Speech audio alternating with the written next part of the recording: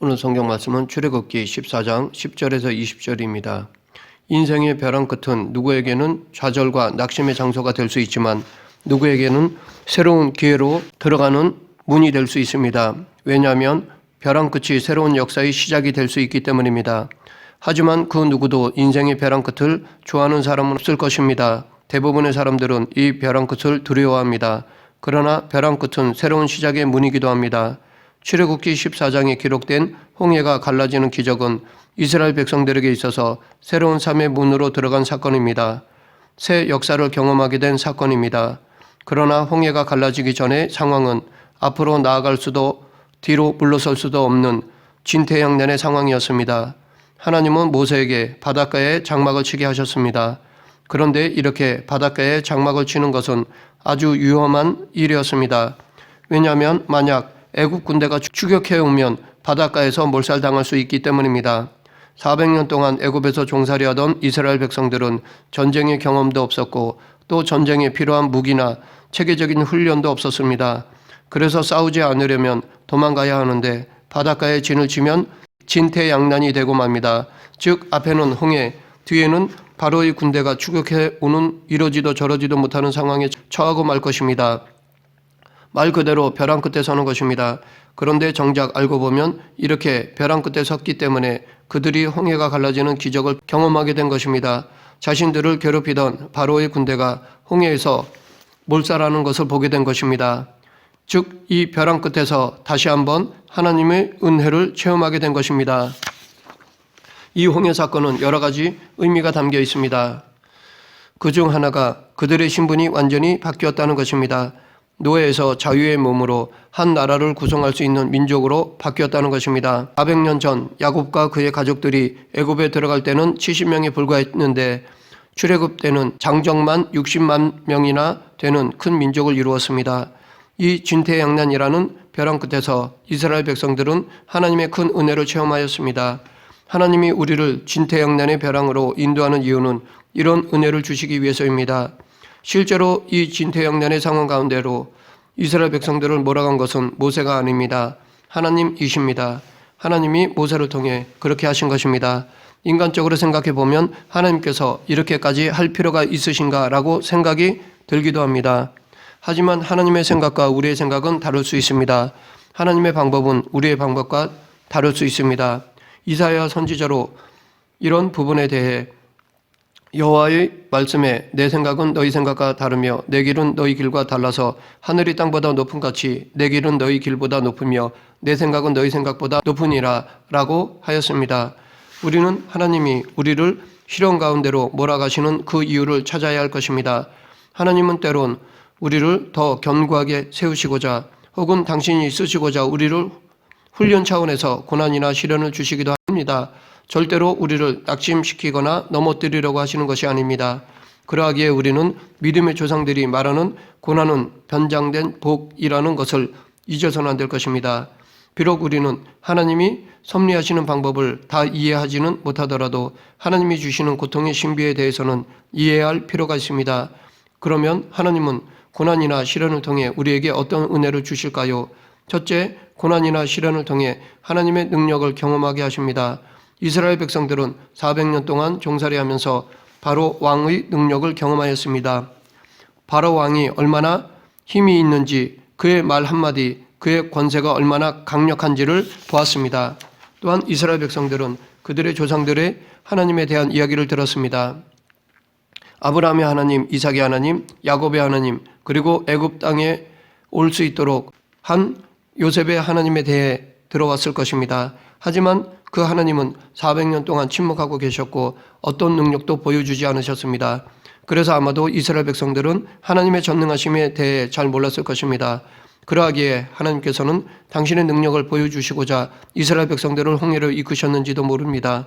물론 애굽에 내린 10가지의 재앙을 통해 하나님께서는 당신의 능력을 보여주셨지만 바로 왕은 여전히 살아있었고 그의 말에는 여전히 힘이 있었습니다. 그러하기에 하나님께서 10가지의 재앙으로 애굽을 쳤음에도 불구하고 이스라엘 백성들은 여전히 바로 왕을 볼 때마다 두려워하였을 것입니다. 눈에 보이지 않는 하나님보다 눈에 보이는 바로 왕을 더 두려워하였을 것입니다. 그런 그들에게 하나님의 능력을 보여주시고자 이들을 홍해로 인도하시고 진퇴양난의 상황을 만드신 것이라 봅니다. 출애굽기 14장 4절을 통해 이것을 유추해 볼 수 있습니다.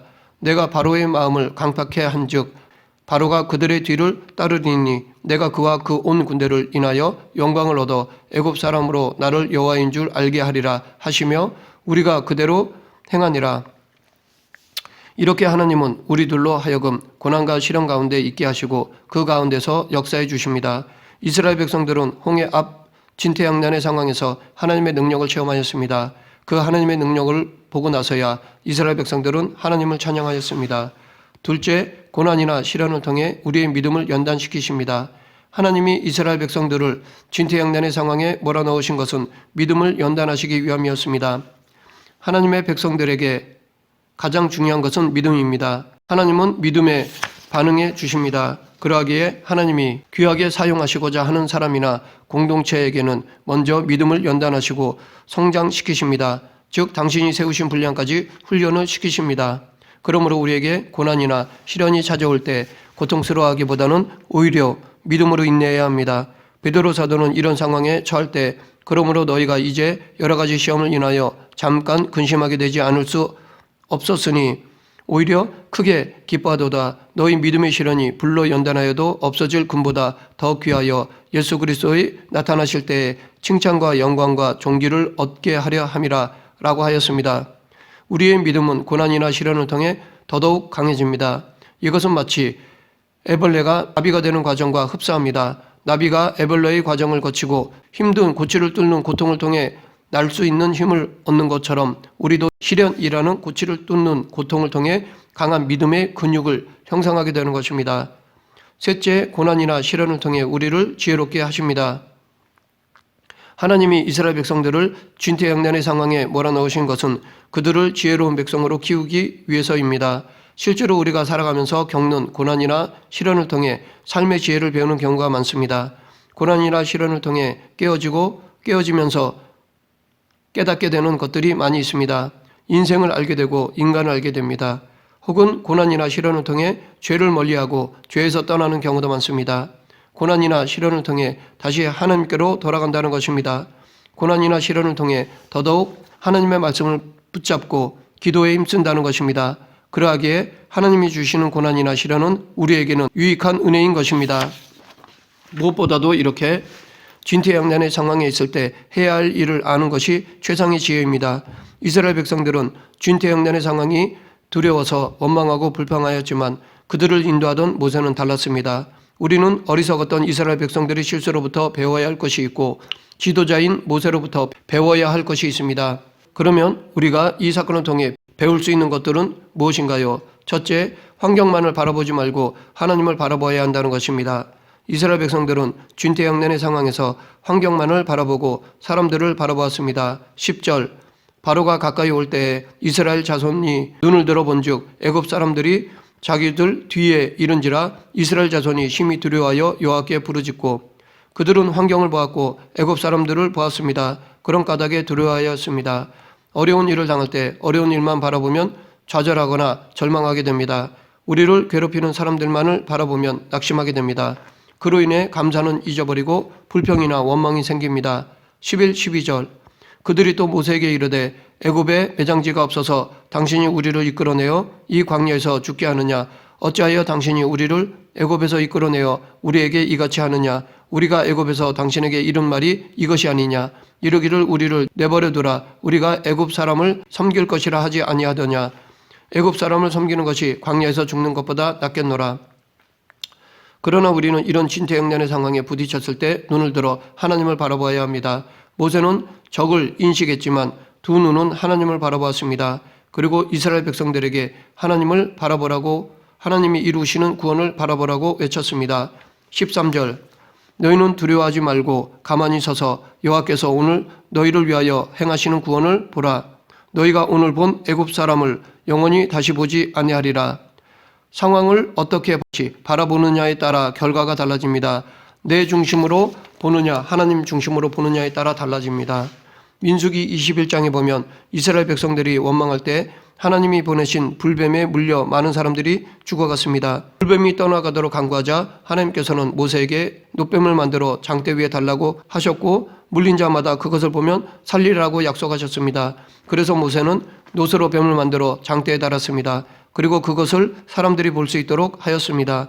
그런데 그것을 본 사람들은 살았습니다. 그저 쳐다보기만 하여도 하나님의 약속이 이루어졌습니다. 그런데 모든 사람들이 다 그 놋뱀을 본 것은 아니었습니다. 어떤 사람들은 그 치유 방법을 신뢰하지 않았습니다. 즉 하나님의 약속을 믿지 못하였습니다. 이렇게 하나님을 믿는다고 하면서도 하나님 중심이 아닌 자기 중심으로 상황을 보는 경우가 있습니다. 둘째, 사람을 두려워하지 말고 하나님을 의지해야 한다는 것입니다. 진퇴양난의 상황에서 가장 경계해야 할 것은 두려움입니다. 이스라엘 백성들은 두려워하고 있었습니다. 그것도 심히 두려워하고 있었습니다. 어찌 보면 이스라엘 백성들이 두려워했던 것은 너무나 당연한 것이라 할 수 있습니다.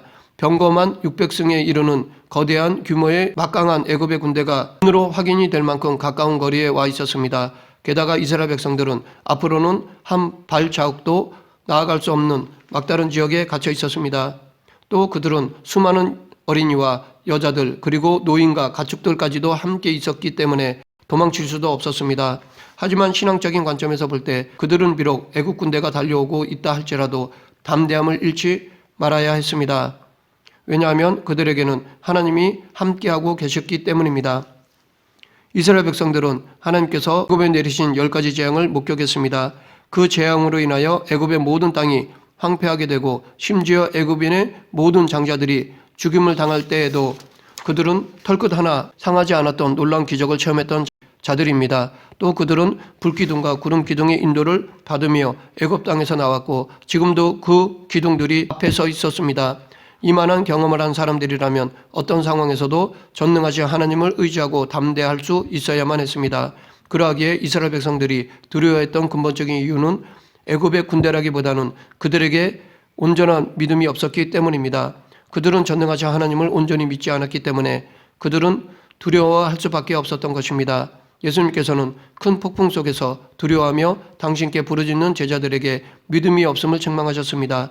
또한 물 위를 걸어오시는 예수님을 보고 물 위를 걸을 수 있도록 해주시기를 청하여 허락을 받은 베드로가 물 위를 걸어 예수님께 나아가다가 바람을 보고 무서워하여 물에 빠지게 되었을 때 그를 붙잡아 주시며 믿음이 적은 자여 왜 의심하였느냐라고 책망하셨습니다. 우리에게 온전한 믿음이 없으면 눈앞에 보이는 현실을 두려워하게 됩니다. 셋째, 조급하지 말고 침착하게 기도하며 기다려야 한다는 것입니다. 진퇴양난의 상황에 부딪혔을 때 조급하지 않도록 주의해야 합니다. 어려울 때일수록 침착해야 합니다. 조급해지면 당황하게 되고 당황하면 올바르게 판단하는 능력을 상실하기 쉽습니다. 그러다 보면 두려움이 쌓이게 됩니다. 이스라엘 백성들이 두려움이 쌓이자 하나님이 자기들과 함께 하신다는 것을 잊어버렸습니다. 반면에 모세는 조급하지 않고 침착하게 하나님이 함께 하심을 기억하고 있었습니다. 하나님을 신뢰하였습니다. 그러했기에 모세는 하나님께 기도하였습니다. 두려움이 찾아올 때 우리가 할 일은 기도하는 것입니다. 하나님의 역사하심과 인도하심을 간구하는 것입니다. 급할수록 기도해야 합니다. 시편 기자는 우리가 기도하며 기다릴 때 하나님이 일하신다고 하였습니다. 여호와 앞에 잠잠하고 참아 기다리라. 자기 길이 형통하며 악한 꾀를 이루는 자를 인하여 불평하지 말지어다. 분을 그치고 노를 버리라. 불평하지 말라. 행악에 치우칠 뿐이라. 대저 행악하는 자는 끊어질 것이나 여호와를 기대하는 자는 땅을 차지하리로다. 하나님은 아무리 급해도 서두르지 않으십니다. 한순간에 홍해를 가르신 것이 아닙니다. 큰 동풍을 보내 밤새도록 바닷물을 물러가게 하셨습니다. 하나님이 이렇게 시간을 끌면서 그들을 구원하신 것은 이스라엘 백성들의 인내를 훈련시키고자 함이라 생각합니다. 기다림의 중요성을 가르치기 위함이라고 봅니다. 아브라함에게는 약속한 지 25년이 지난 후에 아들을 주셨습니다. 하나님의 약속은 반드시 이루어집니다. 그러나 하루아침에 이루어지는 경우는 그리 많지 않습니다. 하나님은 당신이 정하신 때에 이루어 주십니다. 또한 하나님의 음성은 고요하게 들려옵니다. 그러하기에 우리의 마음을 잠잠하게 해야 합니다. 모세도 거듭해서 이스라엘 백성들에게 가만히 라는 말을 반복하였습니다. 모세는 지난 40년 동안 광야에서 고요함에 대한 훈련을 받았습니다. 다윗도 사울 왕의 추적을 피해 10여 년을 광야에서 고요함에 대한 훈련을 받았습니다. 그래서 그는 나의 영혼이 잠잠히 하나님만 바라며 나의 구원이 그에게서 나는도다. 오직 저만 나의 반석이시오 나의 구원이시오 나의 산성이시니 내가 크게 요동치 아니하리로다 라고 하였습니다. 우리도 잠잠히 하나님을 바라보는 훈련이 있어야 합니다. 진퇴양난의 상황에 있을 때 이스라엘 백성들은 고통을 받았습니다. 그러나 그 결과는 홍해가 갈라지는 은혜를 경험하였고 애굽의 군사들이 홍해 바다에 수장되는 것을 보았습니다. 하나님의 임재와 능력을 체험하였습니다. 이렇게 하나님이 주시는 고통에는 의미가 있습니다. 그러하기에 우리는 고난이나 시련 중에서도 낙심하거나 슬퍼하기보다는 하나님의 뜻을 구하고 믿음으로 인내해야 합니다. 그럴 때 하나님께서는 새로운 길을 열어 주십니다. 하나님은 길이 없으면 길을 만드시는 분이십니다. 하나님은 광야의 길을 사막의 강을 내실 수 있는 분이십니다. 보라 내가 새 일을 행하리니 이제 나타낼 것이라 너희가 그것을 알지 못하겠느냐 정령이 내가 광야의 길을 사막의 강을 내리니 그러하기에 당장 길이 보이지 않는다고 낙심하거나 슬퍼해서는 안 됩니다. 진퇴양난의 상황이 하나님의 은혜를 체험하는 문이 될 수가 있습니다. 말씀을 정리하겠습니다. 우리는 살아가면서 뜻하지 않는 진퇴양난의 상황에 처하기도 합니다. 그럴 때 괴로워하거나 낙심하기보다는 내게 주어진 책임과 의무에 최선을 다해야 할 것입니다. 그리고 그 다음으로 전적으로 하나님께 맡겨야 할 것입니다. 하나님의 역사를 간구해야 할 것입니다. 그럴 때 내게 주어진 그 진퇴양난의 의미를 알게 해 주실 것입니다. 그리고 하나님께서 그 문제를 해결해 주실 것입니다. 사방에 우겨쌈을 당하여도 하늘을 바라보는 믿음의 조상들처럼 우리도 그런 답답한 상황에 처할 때 하나님을 더더욱 의지하고 신뢰하는 그리스도인이 되길 간절히 축원합니다. 기도하겠습니다. 사랑의 하나님, 급하고 힘든 상황이나 뜻하지 않는 상황을 겪게 되면 어찌할 바를 모르고 두려움에 쌓입니다. 그럴 때일수록 더더욱 하나님을 바라보고 신뢰하는 그리스도인이 되게 하여 주시옵소서. 예수님 이름으로 기도드립니다. 아멘.